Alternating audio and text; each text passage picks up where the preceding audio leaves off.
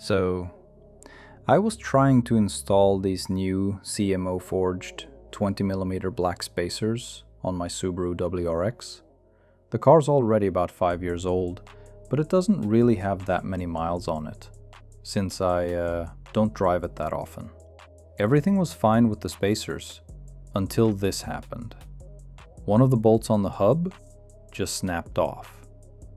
Now, yes, the drums are pretty old. Before installing the spacers, I actually replaced the entire front braking system, including the hubs, but I kept the old ones in the back, since the rear brakes still look good.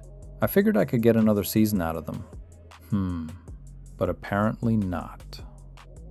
To replace that broken bolt, you'd need to remove the brake drum hub and access it from the back. Technically, you can replace just one stud, but honestly, it's not really worth it anymore. The drum's old, and at this point, it's better to just replace the whole thing. New hubs, new brake lines, everything fresh. Because, yeah, brakes are one of the most essential parts of your car. Anyway, let me show you how the car looks with the spacers on. One thing I really don't like about most spacers is how they don't sit flush with the rim. It looks kind of weak and unfinished. It would cost the manufacturer next to nothing to make them a bit beefier around the lug nut area. That's the weak spot. I've seen a lot of spacers fail right there because the wall is just too thin. I removed the other ones because with an all-wheel drive system, you can't run spacers just in the front or just in the back. You have to run them on all four wheels, and they all have to be the same size. Otherwise, you're putting stress on the differential, the drive shaft, and basically the whole drivetrain. That said, I do love the result.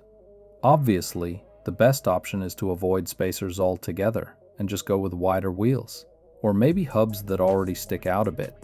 From the factory, the WRX wheels sit way too far inside.